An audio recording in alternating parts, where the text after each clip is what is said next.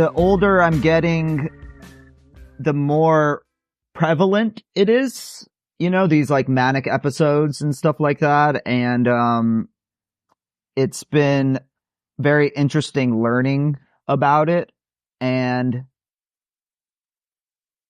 I was so scared to know. And then once I knew, and I was like, okay, this is what's happening to my brain when I'm like being creative, or it usually only happens when I'm being creative, or like it happens when I go on tour, like it's just a bunch of like serotonin, endorphins, adrenaline happening, and it's so hard to shut off. And then I just burn myself into the ground, Obviously, I have a lot of artists friends, so I've known a lot of people who have gone through this, and it seems to manifest itself differently for different people. Like I know one guy who basically had like religious mania when he would go through it. How does it manifest itself for you? It's a complete like lack of empathy. And you just like block out what other people want and block out everything. And I'm like in some kind of weird zone where it almost feels like I'm high, like, and, my output on like what I'm doing is so much, but I don't sleep when it happens. And that's like kind of the biggest problem, because I end up going into some kind of form of psychosis. And by like day 3, I'm like, there's been moments where I've like kind of came to like with just like pants on, no shoes, no shirt, like outside. You effectively blacked out? Yeah.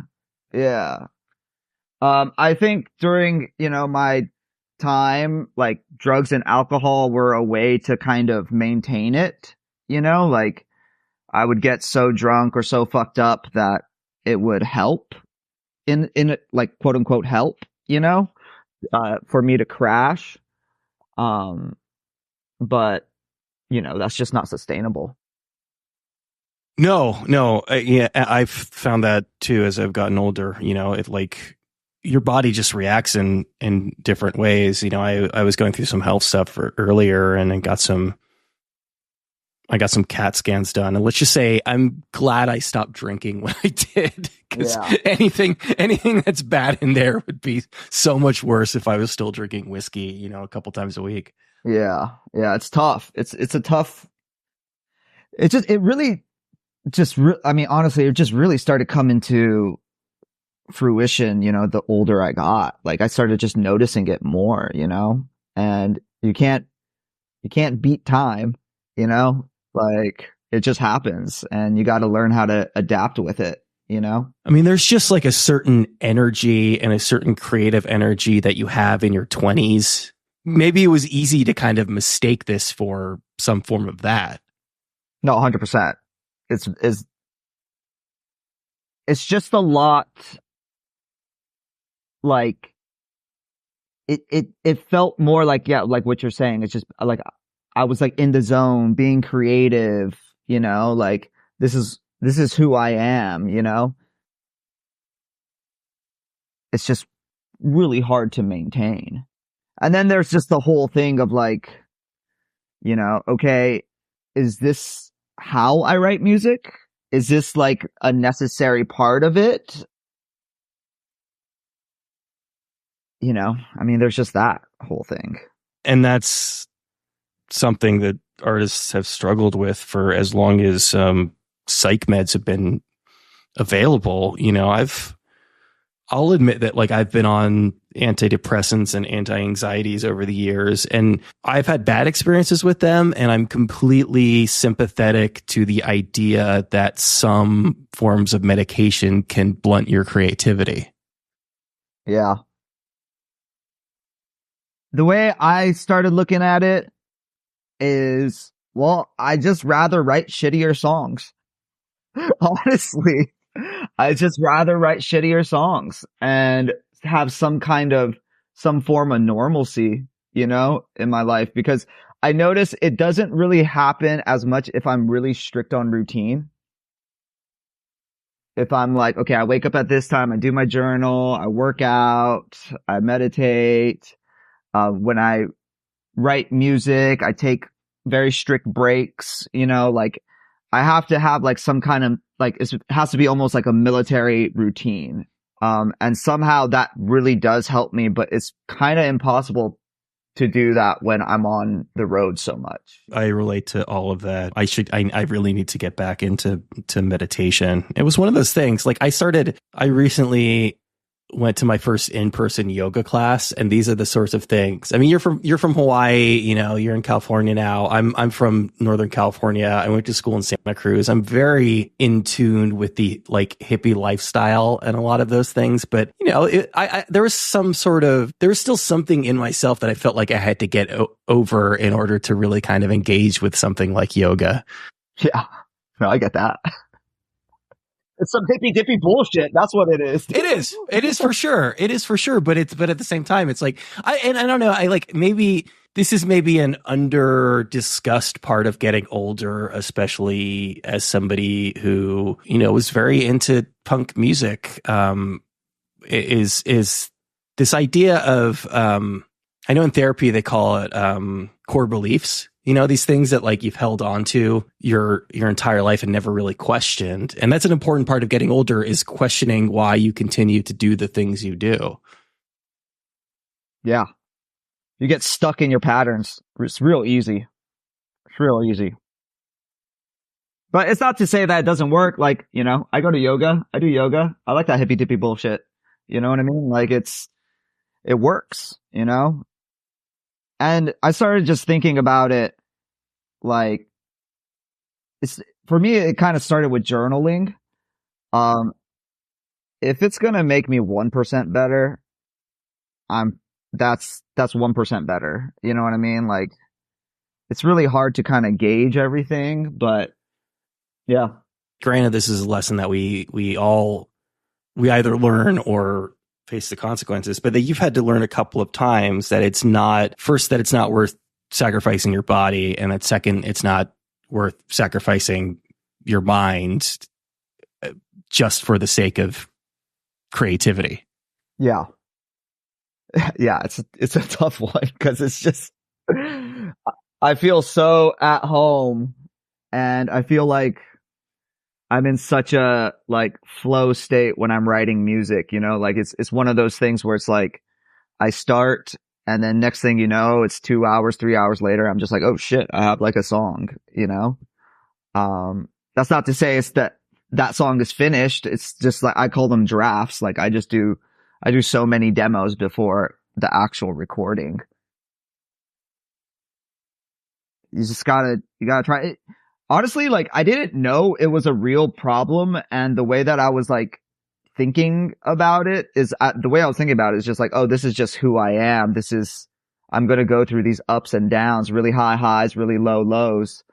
Well, then I read like, Bruce Springsteen's autobiography, and he talks about taking meds, and I'm like, oh, maybe there is something to this, If it's good enough for the boss, it's good enough for me.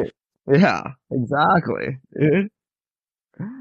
But, yeah, so it's been quite a journey. I still haven't figured out the meds yet. It's pretty hard to do when I'm on the road, this much, because I don't have like a blocked out time of like 2-3 months to, this one's not working, this one's experiment. Working. Yeah, because it is an experiment. Like I tried it earlier this year, and it just tweaked me out a little bit, just tripped me out. I wonder if you had this. I was obviously not equivalent, but I was diagnosed with OCD last year.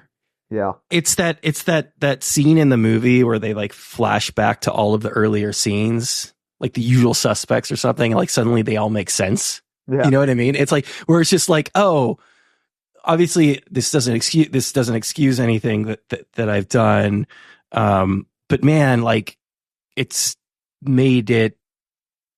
giving me the tools to be able to kind of manage that going forward. And this really does explain a lot about what I thought was just my personality. Yeah. It's crazy. It's crazy when you figure them out, you know, or just not figure it out, but when you find out about it. I think figure it out's the perfect way to describe it, honestly. Like I think that's totally on point, because it's like this missing puzzle piece that you hadn't had earlier. Yeah. And just identifying and knowing it is half the battle right there. This album's coming out. Do you feel that all of this has had a marked impact on your music making, for better or worse? Yeah. You know, the thing is that, you know, the past couple years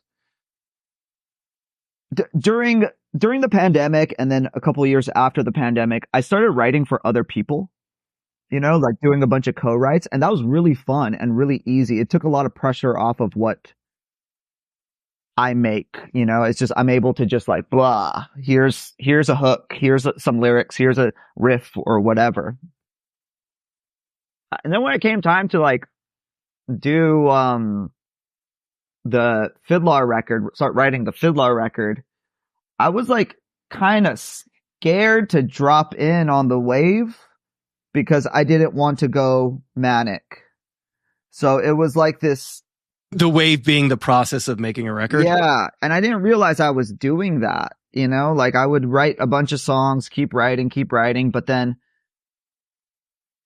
I just couldn't get into the wave because I was scared. I can feel it when it comes on, you know?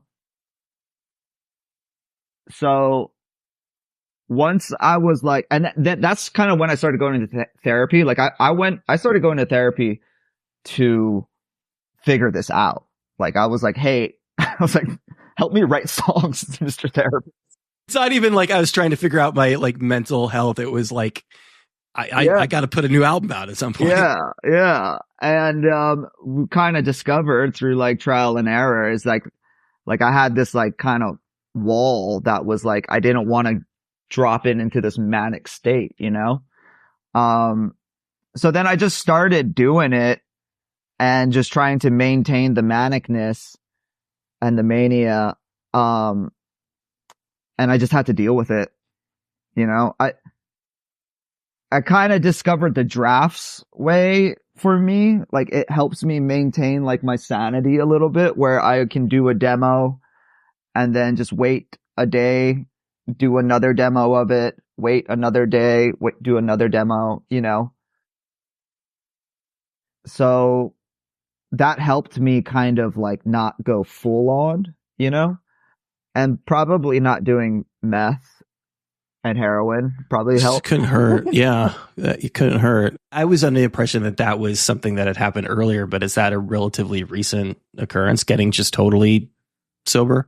It's been kind of a journey, you know, like I got sober when I was 27 and,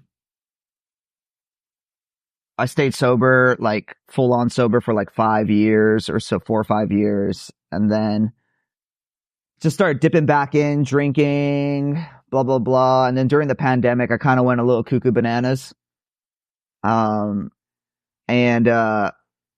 Recently it's just been like, I've been really good, or I've been a lot better at like every time I do kind of have a relapse, which I haven't done heroin or meth in like 10 years or something, you know, but congratulations. Thank you. But there was like, you know, and during the pandemic, there was pills and shit like that I got into, and psychedelics and shit. So now it's just been like, I've been pretty strict about like, okay, if I fall off, I just need to get back on. Psychedelics are an interesting one. This is like brain chemistry and all sorts of different things in it, and it varies from person to person. But do you find that even if you're, I don't know, hypothetically, let's say you just decide to do like mushrooms 1 week, that's going to completely fuck with your sobriety? No, I don't think so at all. I'm not like, you know, sobriety to me is like, there's like a lot of lines that people draw, you know, where it's like, can't do this, can't do that, can't do this. To me, it's just like, and they have to. I mean, that's just 100%. For some people, that's better. 100%. I have a friend that he has a beer and then he fucking 1 week later, he's like shooting dope and smoking crack. And it's just like, I've never seen somebody go down that fast, you know? Some people it happens to, for me, it's more of like a gradual thing. So, you know, yeah. But heroin's not something you could just dip in and dip out. No, you can't do that casually. Can't shoot dope like a gentleman. Did the therapist have any insight specific to songwriting? Not real, not like specifically. Like this guy works with like a couple creative people, like I think they're like screenwriters. He was saying like screenplays and stuff like that. And you don't have the Metallica guy. Nah, he's not in the studio. But it's not like it wasn't like a, you know, guru guy or something like that, like a rock therapist. Such a good racket. Yeah, I know. I got to get into it's like couples therapy for bands, but it sounds like, I don't know, like I know, you know, Elvis left not long ago, but it sounds like you're all still really tight after all these years. Yeah, it's, you know, it's a crazy lifestyle we live. This is a carnival. We're carnies. You know what I mean? Like, we're a rock band that makes money on the road, you know, from t-shirts. And, I think, I mean, I get it. It's like, you know, we got to stay home for a little bit during 2020 and muscling up the energy to go back out on the road, you know, like we're all in our 30s right now. And it's like, spent the whole 20s. Elvis was 19 years old when we started Fiddler. You know, he and his brother were like significantly younger when they just started playing music in front of people. Yeah, 100%. They're lifers. So yeah, it's I get it. It's like I said, it's like, it's not like we make money from anything outside of playing shows. And the way we can make money on the road is you play a lot of shows, you know, and it's not that much money. So it comes a point where it's like that thing. It's like you sacrifice your life, you know, like it's weird because it's, you go out on the road, you make all these friends, but you only get to see them like once every year. And then you come back home and then you've had to nurture your friendships here, but you just haven't, you know, because you're not here. It's a tough way. Now that you have, to a certain extent, the benefit of hindsight, do you feel like your mania may have made you a difficult person to be in a band with? Oh, I'm a horrible person to be in a band with. Mania or not, yeah. I am a horrible person. Well, I know, you know, it's funny. Like I first of all, I know this was 10 years ago. First of all, congratulations on getting a Nardwuar interview, which, you know, to me, that's like hitting sort of the peak of the industry. But you discussed, I was watching that earlier today, and in that conversation, you discussed the whole, well, now I'm sure you can reflect on, realize it was horrible habit of writing people's phone numbers on your amp. Oh God, that was horrible. It was fun. That's malicious. Funny, yeah. It started out as being funny, but then, you know, I just didn't realize how much, like, the bigger we got, the more people would be at the shows and do, like, call that number. But then on top of that, what I didn't realize is that, like, everything was being filmed. A lot of things were being filmed and they were being uploaded to YouTube, and that's just like reach beyond, you know? So then they're getting calls from people that weren't even at the show. They just see the phone number. Yeah. It was just like a fun thing to keep yourself entertained on tour. Yeah. Yeah. I didn't like, and during that time, like, I was so like broke that I just had like Boost mobile phones, you know, and like you had burners basically. Yeah. So I was like the last one to have like an iPhone, in my friend group. And I didn't realize like how important a phone number was because my phone number would change like every like 6 months. God damn. You were like everything short of actually selling the drugs. You were a drug dealer, basically. It sounds like. In terms of this idea of like, I know it's just always sounds corny coming out of my mouth, but this idea of mindfulness and the difficulty. I mean, everybody knows that being on tour in a band is hard. It's hard on, you obviously like you're not touring Rolling Stones with their like snooker machines level, but how do you practice mindfulness on the road? It's really fucking hard. Just any moment you have, it's pretty tough on the road, to be honest, especially just being in close quarters with each other. But, every now and then I find my ways. Especially if we're doing like a van tour with hotel rooms, we try to get like hotel rooms or hotels that have like gyms in them. And that really helps, just being able to go to a gym and just like get on a Peloton or whatever it is, but most of my mindfulness stuff comes from like, I try to just do my journal as much as possible, stream of consciousness writing or like, mantras and shit like that. Motivational writing shit. And then I try to do these like 5-minute meditations when I'm like tripping out, and it's crazy when you're tripping out, how long 5 minutes. This is going to sound obvious, but I found breathing, just like really focusing on your breathing, is huge when trying to really kind of, gather yourself. Yeah. Breathing. I just do this thing where I'm just like, I try to just like breathing. It's just, I try to like feel myself breathing through my nose. I'm like, okay, I'm breathing through my nose. And if I can do that for 5 minutes, like I can feel my brain just rest a little bit. That's like a little bit of a nap, a mind nap. I think it's important to like doing what you do. And I wonder if the pandemic actually helps this in a way, like being off the road for a while, really being able to recognize like how fucking lucky you are to actually, as grueling as it can be, just how lucky you are to like still be able to do this after all these years.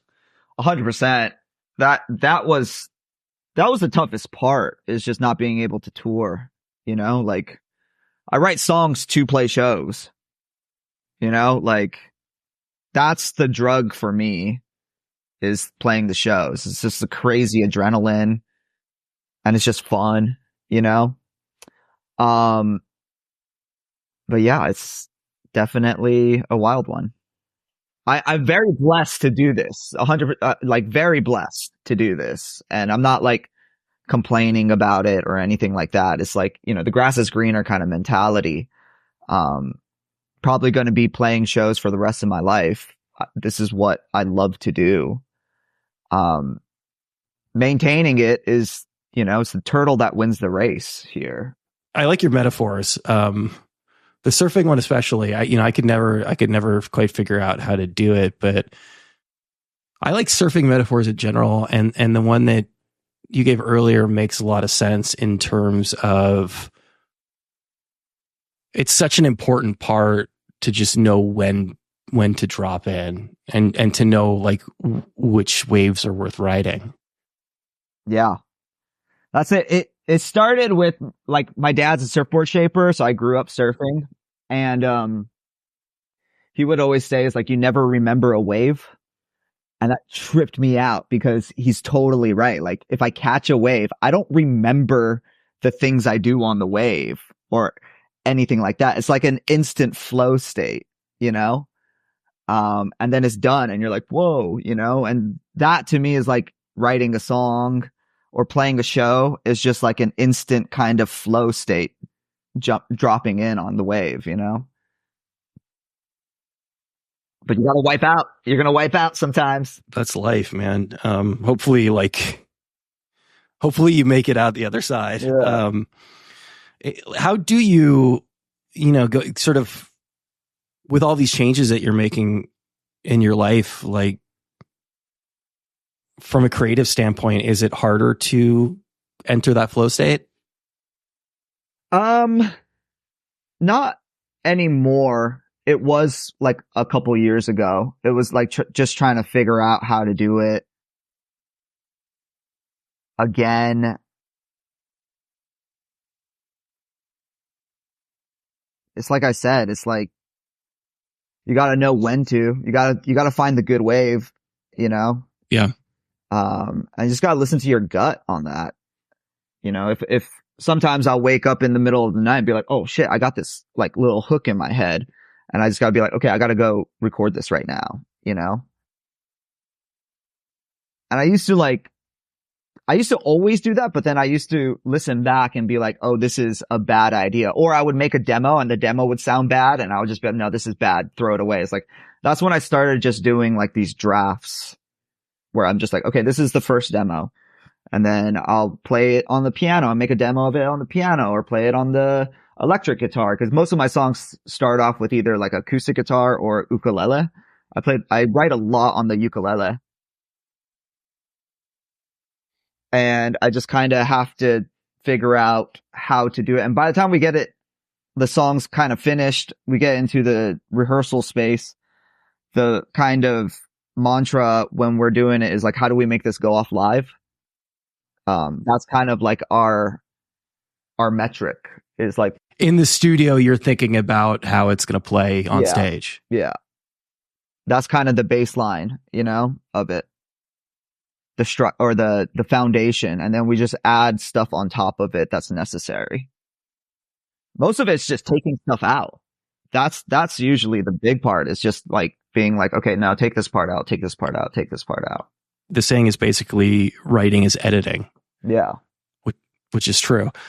You know, it's funny you mentioned the ukulele. I know that's kind of like your national instrument. But first instrument. Yeah, I've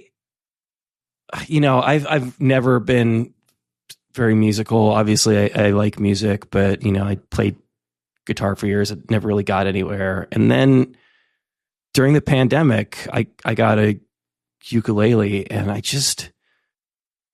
don't know, there's something about just playing a song that just like, I feel like I'm exercising a muscle that's atrophied, you know, that it's tapping into. Like I write all day, but I write prose all day. And this is just tapping into this other part of my brain that I think feeds everything creative that's in there. Yeah. And it's a muscle. It is a muscle. You just got to keep working it out, you know?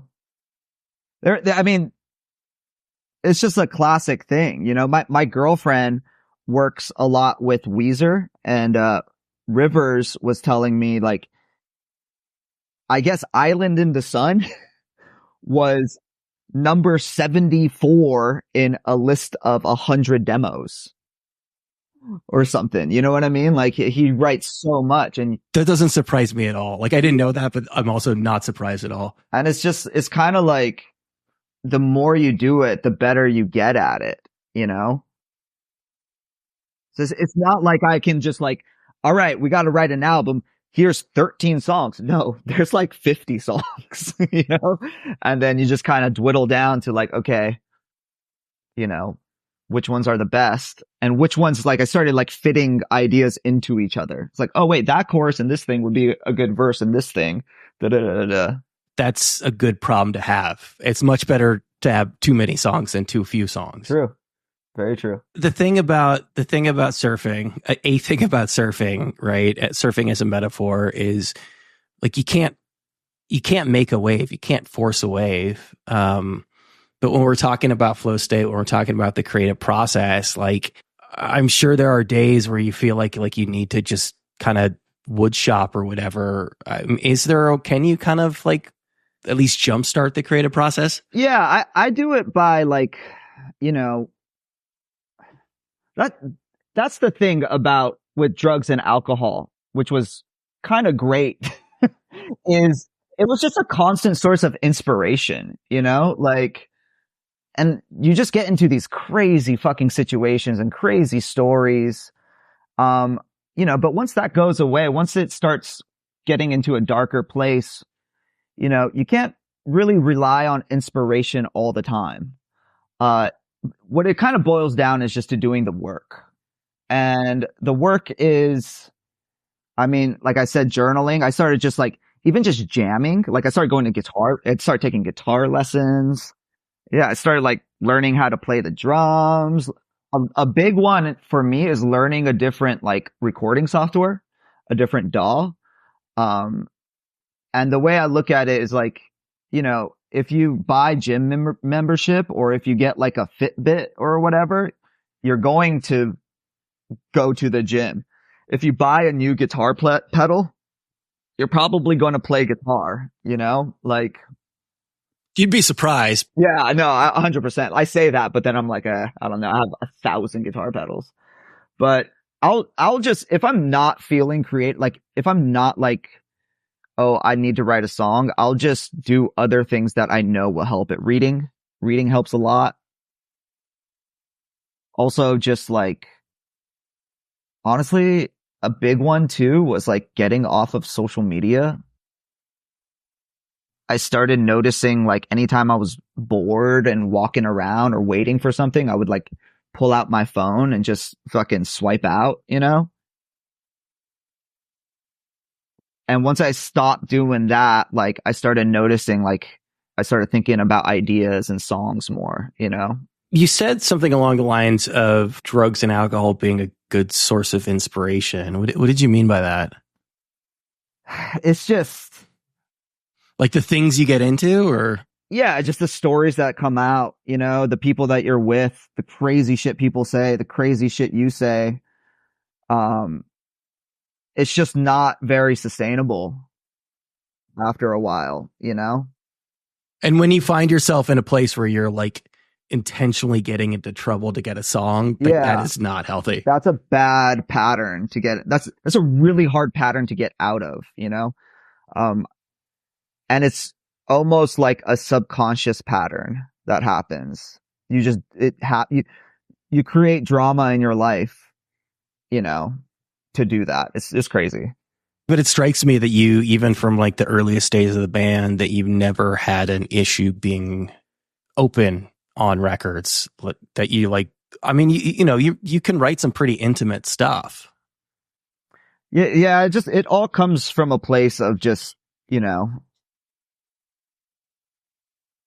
just how I'm feeling and learning how to word it in a way, in the way that I word it,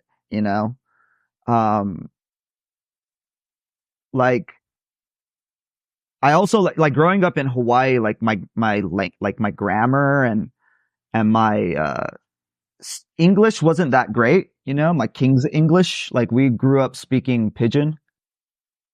And it's just a different kind of way of talking. So a lot of I started noticing, and my band members actually pointed it out, is the verb and the noun is switched. It doesn't make sense, but somehow it makes sense, That's some Yoda shit. Yeah. Maybe a fucking drunk ass tweaked out Yoda. Especially mental health is a scary thing. Is that a scary thing to sing about? Not really.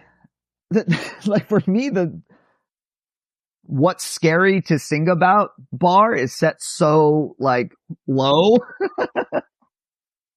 Wait, low or high? Well, pretty low for me, because I've just been singing about my addiction and my troubles since the band started, even, with our first record, the first record was never promoting getting fucked up, it's, those lyrics are if you read the lyrics, they're ooh, this is kind of dark, they all start I grew up listening to a lot of Elliott Smith and kind of sad music. My era was more that indie era of getting into music, or Jason Molina. Like Broken Social Scene, or, you know, I don't know, that kind of. Sublime's an interesting one. You know, it's funny. Like I had this thing recently where I'm like, you know what? I haven't listened to like 40 Ounces of Freedom for a long time. I'm going to go back and listen to it. And it's like a lot, like, I think the songs are great, but man, that subject matter does not hold up. Yeah, right. They were a big one for you? Yeah. I mean, his lyrics are just unbelievable. And like, talk about like just a ball of creativity, and just like like an amazing singer. And the production is crazy. It's some of the like craziest production. And but yeah, Sublime was a big one for me. In what sense? Like, I know like 40 Ounces has a lot of like samples on it, but what's so, you know, yeah, the sampling, the I mean, like Robin in the Hood, it was just him in like with that 8-track, and just like the crazy, you know, it's like, it's art. That's just like blah, freeform art right there, you know? You know, and the more you dive into the other stuff, you know, like even Santeria, I just like read that Santeria was like a part of a 7-hour jam, you know, and it was just like a piece of it, and they pieced it together. Like it's very creative how they did it. You know, it's wild to extract something from a 7-hour jam and have it be like one of your biggest hits. Yeah. To be like a huge pop song. Yeah. Yeah. It's pretty wild. So yeah, I mean, like I have a Sublime tattoo. Like I'm such a big Sublime fan. Just, and also being from Hawaii, it's like, you know, we the only way to fucking find out music was through surf and skate videos, you know, VHSs back then, you know, and it's like they were on everything. It was like them and Offspring. Isn't like Badfish like the ultimate surf metaphor song? Yeah, it's amazing. It's amazing. Sounds like in a sense like you're kind of, I know you've been in LA for a while, but, and I know you've been in LA, and you know, going back and listening to some old interviews that you did, I know that like you kind of started life in music doing production, but it sounds like now you're on that that songwriting tip that like a lot of like kind of more indie artists get into. It sounds like you're like, I guess, exploring new avenues of the industry, but also maybe, I don't know, probably a pretty good grasp on what makes a song a hit. Oh, I wish I did. Fuck, I'd be making more hits. To me, it's just like I love producing, you know. This year alone, I've produced 3 albums, 4, I think, actually. And I mean, in the past couple of years, I just had to focus on Fiddler, so I stopped producing. But with songwriting, it's so easy. With producing is like, you kind of have to like, not level up, but like you have to figure out how to level up your production, you know? And I decided to like not have a real studio and just go laptop, because it was just, I could see my friends that would build studios, in the purpose to like produce bands. And then it just felt like it was like a big trap, you know, like you get stuck in a place and you have to spend money on this shit and and you know how much fucking mic stands and microphone cables cost? Like, it's just this constant, yeah, it's just this constant like upkeep you have to do. So I just went a different way. It's like I went with the laptop and just like a little interface and a microphone, you know?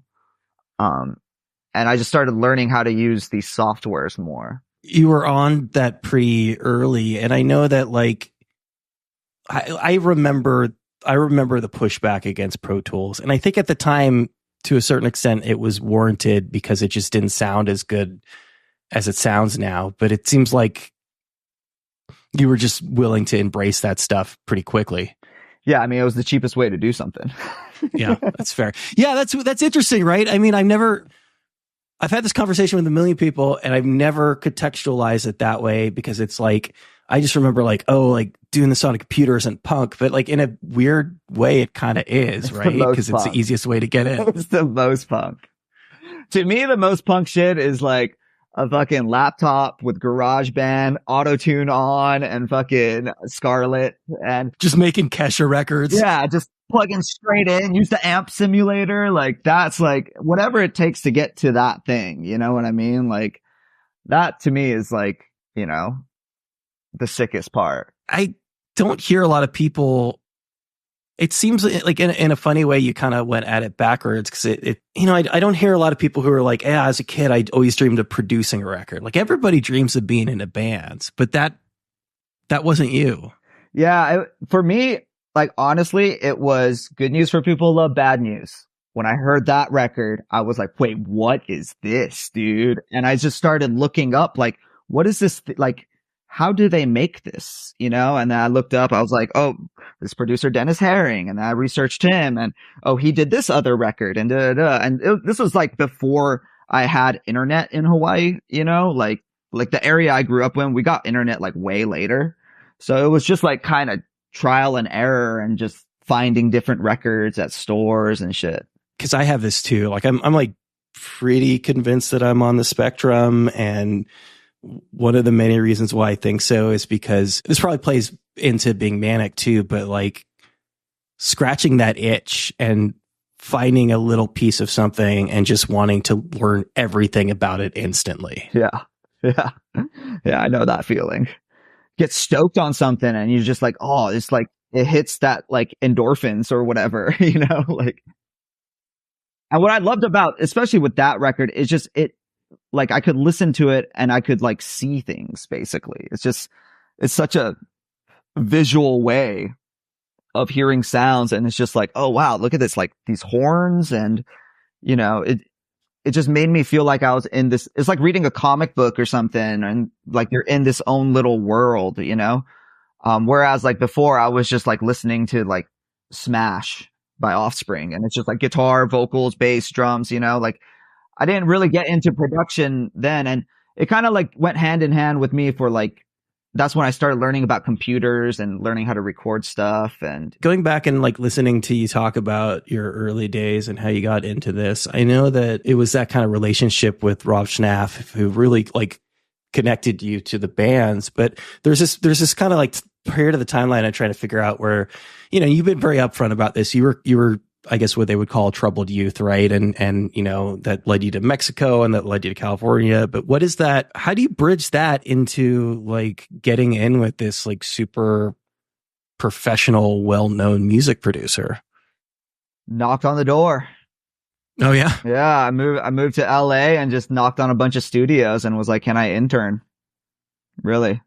And I interned for 6 months and I made myself basically very valuable. You know, it's like I made sure everything was clean.